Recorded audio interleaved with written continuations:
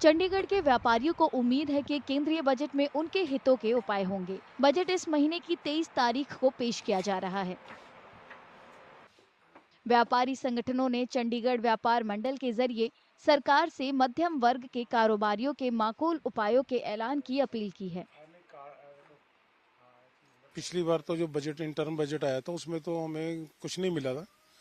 तो मेरी पहली तो यही डिमांड है कि जो मिडिल क्लास व्यापारी है, मिडिल क्लास व्यापारी के लिए बजट में कुछ ना कुछ जरूर देना चाहिए, क्योंकि जिस समय मिडिल क्लास व्यापारी है उसको कुछ नहीं मिलता।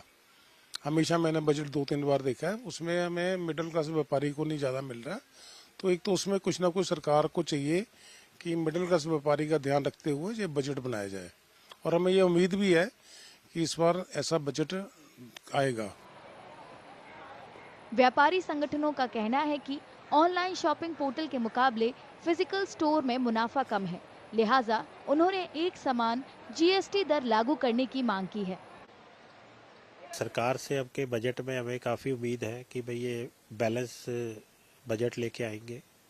जैसे अब एक अपना बजट को एक बैलेंस होना चाहिए, कोई 14% है, कोई 18% है, कोई मतलब कि ऐसा होना चाहिए कि व्यापारी भी या मतलब कि कोई भी उसको वो ना करे कि भाई बिना बिल के ले, या एक बैलेंस होगा, उसको लगना ही लगना है।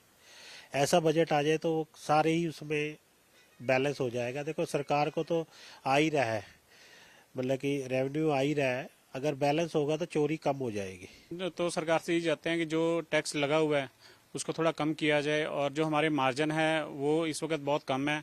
देखा जाए तो ऑनलाइन वाले जो हैं हमें काफ़ी टक्कर दे रहे हैं, और हमारे मार्जिन कुछ है नहीं और ऑनलाइन वालों के मार्जिन ज़्यादा हैं। तो हम चाहते हैं कि टैक्स थोड़ा कम किया जाए और हमें थोड़ी रिलैक्सेशन दी जाए, जो कि ये नया टैक्स जो आने है टैक्स के कारण जो नया बजट आ रहा है, तो हमें उम्मीदें हैं कि सरकार हमारे बारे में सोचेगी।